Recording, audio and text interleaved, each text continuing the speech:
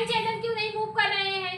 या तो वो बन नहीं रहे हैं या तो हमारा चैनल ब्लॉक है। ज्यादा मूव कर रहे हैं तो इसका मतलब कि हमारे जो एक्टिवेशन है वो जो एंजाइम है उस चैनल को ज्यादा ओपन कर रही है, तभी ना प्रॉब्लम हो रही है। एकदम पाठों मतलब उस चीज को पकड़ो ना कि हम दवा को पढ़ा रहे हैं। क्या पढ़ा रहे हैं?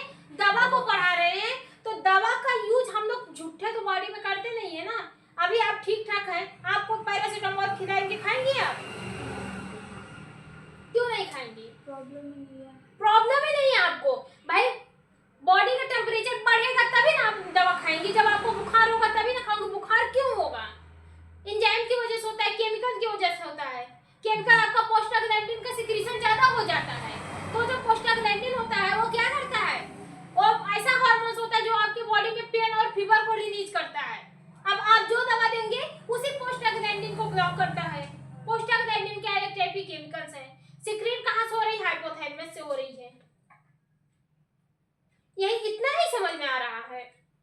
हमने बताया जो हमारी ड्रग होती है और इसी पाथवे को फॉलो करती है। या तो दवा अपना एक्शन एंजाइम को ब्लॉक, एंजाइम के एक्टिविटी को बंद करके या फिर एंजाइम के एक्टिविटी को बढ़ा के देगी, या तो दवा अपना एक्शन जो बॉडी में एक्शन शो करती है वो या तो आयन के चैनल को ब्लॉक करके या तो आयन के चैनल को ओपन करके देगी, या तो दवा अपना जो एक्शन है एक ट्रांसपोर्ट के थ्रू देगी। किसके थ्रू देगी? ट्रांसपोर्ट के थ्रू देगी। पता नहीं ट्रांसपोर्ट हम क्यों करवा रहे हैं यार। इसको हम इतना रगड़ रगड़ के पढ़वाए थे, उल्टा सीधा बता रहे हो। ये ट्रांसपोर्ट क्यों होता है? हमारे बॉडी में क्या होता है ट्रांसपोर्ट? कुछ हमारे क्या होते हैं वाटर सॉल्युबल सब्सटेंस होते हैं। ये जो वाटर सॉल्युबल सब्सटेंस होते हैं इसका काम क्या रहता है? ये हमारे बॉडी के मतलब सेल के अंदर इंटर करते हैं। लेकिन हमारी जो सेल होती है वो हमारी सेल किससे मिलकर बनी होती है? फास्फोलिपिड से मिलकर बनी होती है। किससे मिलकर बनी होती है? फास्फोलिपिड से मिलकर बनी होती है। इसलिए इसका नेचर, इसलिए किस नेचर का रहती है? फास्फोलिपिड नेचर की रहती है। इसका कहना है कि हम उसी ड्रग को ट्रांसपोर्ट करेंगे या फिर उसी सबस्ट्रेट को। सबस्ट्रेट क्या होता है? सबस्ट्रेट कोई बताओ, सबस्ट्रेट क्या होता है? मॉलिक्यूल्स, कोई भी मॉलिक्यूल्स। सबस्ट्रेट मतलब होता है सबस्टेंस, कोई भी सबस्टेंस, प्रोटीन, वसा, विटामिन, वाटर, सॉल्ट, जो भी आप खाते हैं, मीठा सीठा सब कुछ खाते हैं ना। मीठा में क्या पाया जाता है जी? क्या पाया जाता है? मीठा में शुगर पाया जाता है। पानी में क्या पाया जाता है? कुछ नहीं पता।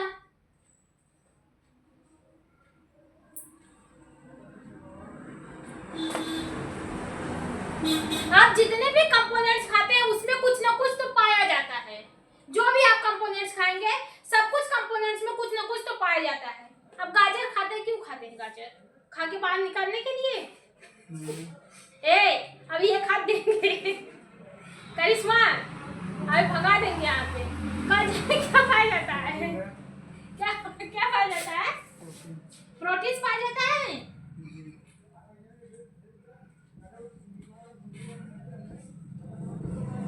गाजर में क्या पाया जाता है? विटामिन पाया जाता है। गाजर में क्या पाया जाता है? विटामिन पाया जाता है, फाइबर्स पाए जाते हैं। क्या पाए जाते हैं? फाइबर्स पाए जाते हैं, वाटर पाए जाते हैं। खीरे में क्या पाए जाते हैं? खीरा में 90% वाटर पाए जाते हैं। आपको खीरा में कितने परसेंटेज वाटर पाए जाते हैं? 90% वाटर पाए जाते हैं। वाटर तो हमारा रंगीन कंटेंट स्वादिष्ट होता है, उसमें तो कुछ स्वाद ही नहीं होता है। तो उसमें खीरा में जो वाटर पाया जाता है उसमें भी स्वाद नहीं होता है। अब खीरे में एक ही चीज पाई जाती है, और क्या क्या पाया जाता है? खीरा क्यों खाती हो? खीरा क्यों खाती हो? विटामिन्स के लिए। उसमें जो वाटर होता है उसको अपने बॉडी में इंक्रीज करने के लिए। भाई जा कहाँ रहा है? ये हमारे बॉडी में जा रहा है। बॉडी मतलब किस में जा रहा है? सेल में जा रहा है। सेल को परफॉर्म करने के लिए हमको किसकी जरूरत पड़ेगी? एनर्जी की जरूरत पड़ेगी। दे कौन रहा है? जो आप फूड खाते हैं वही दे रहा है। इतनी बार बताएं, अगर फूड आप 2 दिन खाना बंद कर दीजिए आपकी बॉडी काम नहीं करेगी। क्यों नहीं करेगी? एनर्जी नहीं रहेगी। एनर्जी क्यों नहीं है भाई? क्योंकि आप कुछ खा नहीं रहे हैं।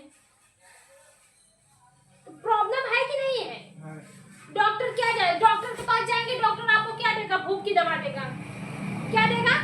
भूख की दवा देगा। वो भूख क्या है? वो जो दवा है वो आपके भूख को बढ़ाएगी। जब भूख लगेगी तो क्या करेगी? आप खाना खाएंगे, खाना खाएंगे तो एनर्जी मिलेगा। एनर्जी में क्या, खाने में से जितने भी कंपोनेंट्स रहेंगे उसमें से सब क्या होंगे? निकलेंगे। निकलने के बाद वो हमारे ब्लड तक जाएंगे। ब्लड से हमारे डिफ्यूज होते हैं डिफरेंट ऑर्गन तक। तो ब्लड में जाने के लिए वहां पे उसको एक मेम्ब्रेन की क्रॉस करना पड़ती है, उसको सेल के वेस्कुलर्स को क्रॉस करना पड़ता है, हमारे जो ब्लड वेसल्स होती है उसको क्रॉस करना पड़ता है। उसको क्रॉस करने के बाद फिर हमारे सेल मेम्ब्रेन को भी क्रॉस करते हैं। अगर प्रोटीन हमारे बॉडी में कम हो रहा है तो क्यों कम हो रहा है? बन रहा है प्रोटीन लेकिन कम हो रहा है, क्यों कम हो रहा है जी? क्योंकि हमारे अंदर विटामिन क्या है? विटामिन की कमी है। अच्छा, प्रोटीन हमको वो नहीं मिल रहा है, ऊर्जा नहीं मिल रही है। अगर प्रोटीन आपके बॉडी में बन भी रहा है लेकिन आपके बॉडी में विटामिन की कमी है तो क्यों कम है? क्योंकि वो जो हमारे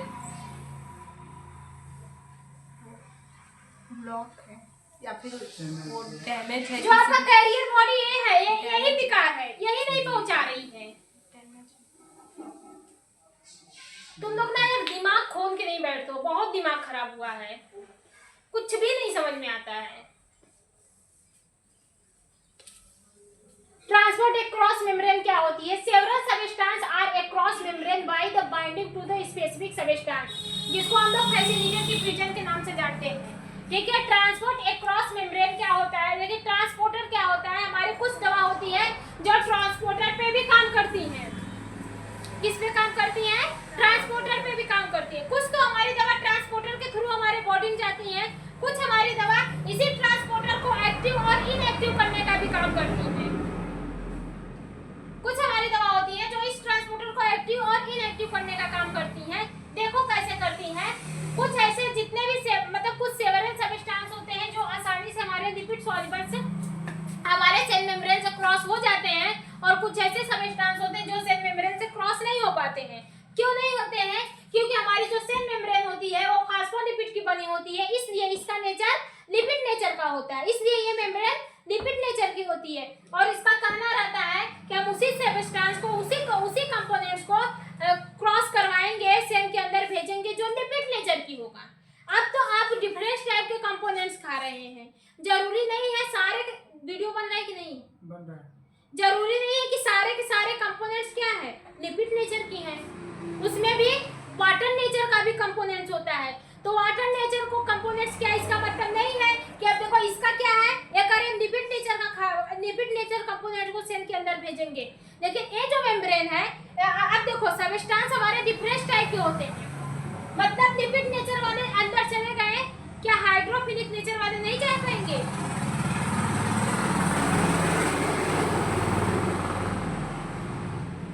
हाइड्रोफिलिक वाले नहीं जा पाएंगे। जाएंगे किसके थ्रू जाएंगे? कैरियर के थ्रू जाएंगे। ठीक है, जब हम वहाँ पे सेल मेम्ब्रेन सेल ट्रांसपोर्ट पढ़ा रहे थे तो उसमें हमने बताया था जो सेल ट्रांसपोर्ट होते हैं वो 4 टाइप के होते हैं। एक तो आपका होता है active passive diffusion, active diffusion, facilitated diffusion और इंडोसाइटोसिस डिफ्यूजन। पैसिव डिफ्यूजन में हमारा जो कंपोनेंट्स होता है, जो सबस्टेंस होता है, वो हाई कंसंट्रेशन से लो कंसंट्रेशन की तरफ मूव करता है। ठीक है, एक्टिव डिफ्यूजन में क्या होता है, हमारा जो सबस्टेंस होता है वो हाई कंसंट्रेशन से लो कंसंट्रेशन से हाई कंसंट्रेशन की तरफ मूव करता है। उसमें क्या होती है, एनर्जी की जरूरत पड़ती है। फैसिलिटेटेड डिफ्यूजन में जो सबस्टेंस होता है वो हाई कंसंट्रेशन से लो कंसंट्रेशन की तरफ मूव तो करता है लेकिन किसी कैरियर के थ्रू करता है। तो ये कैरियर किसके लिए लगा है? वाटर सॉल्वेंट ड्रग के लिए लगा है, वाटर सॉल्वेंट कंपोनेंट्स के लिए लगा है। बात समझ में आ रहा है कि नहीं आ रहा है? इसका सिद्धांत क्या है यहाँ पे देखो, they interact with solute carrier and inhibit the movement of drug. किसी भी प्रॉब्लम से जब ये सॉल्यूट कैरियर में इंटरेक्शन हो जाता है, किसी भी प्रॉब्लम से जब ये सॉल्यूट कैरियर में प्रॉब्लम हो जाती है, मतलब किसी भी वजह से जब सॉल्यूट कैरियर में प्रॉब्लम हो जाती है तो ये क्या करता है, सबस्टेंस के मूवमेंट को कम कर देता है। क्या करता है?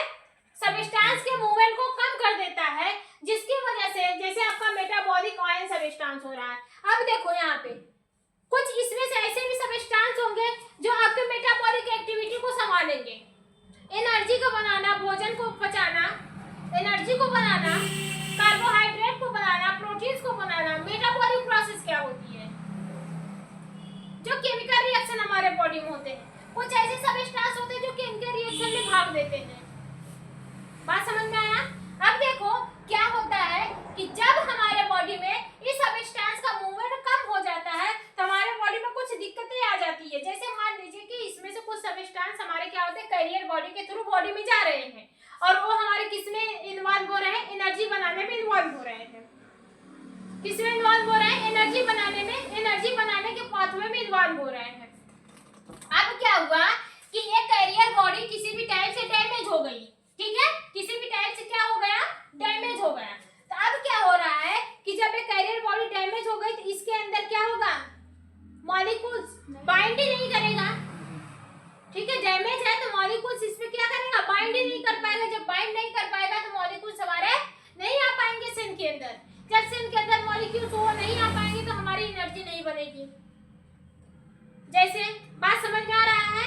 एनर्जी को बनाने के लिए हमको किसी एंजाइम की जरूरत है, वो एंजाइम इस कैरियर के थ्रू आ रहा है। अब मान लीजिए कैरियर हमारा काम ही नहीं कर रहा है तो एनर्जी आएगी? एंजाइम आएगा? जब एंजाइम नहीं आएगा तो एनर्जी नहीं बनेगी। जब एनर्जी नहीं बनेगी तो हमारी बॉडी वर्क नहीं करेगी। तो एक टाइप की प्रॉब्लम हुई कि नहीं हुई? तो कुछ ट्रांसपोर्ट के थ्रू भी हमको प्रॉब्लम दिखने को मिलता है, उसलिए हम लोग क्या खाते हैं? दवा खाते हैं, ठीक है। जैसा कुछ सब्सटेंस होते हैं जो हमारे बॉडी में बनते तो हैं लेकिन हमारे सेल के अंदर नहीं पहुंच पाते हैं। क्यों नहीं पहुंच पाते? क्योंकि उसका ये जो ट्रांसपोर्ट होता है, फैसिलिटेटेड डिफ्यूजन में जो ट्रांसपोर्ट होता है वही गड़बड़ रहता है। तो दवा जो होती है इसी ट्रांसपोर्ट को एक्टिवेट करने का काम करती है। अगर एक ज्यादा एक्टिव है तो इसके एक्टिवेशन को डिक्रीज करती है, अगर एक कम एक्टिव है तो इसके एक्टिवेशन को क्या करती है? इंक्रीज करने का काम करती है। दोनों काम करती है भाई। कंपोनेंट्स बढ़ेगा तो भी प्रॉब्लम, कम होगा तो भी प्रॉब्लम। बात समझ में आ रही है कि नहीं आ रही है? जैसे हमने बताया था क्या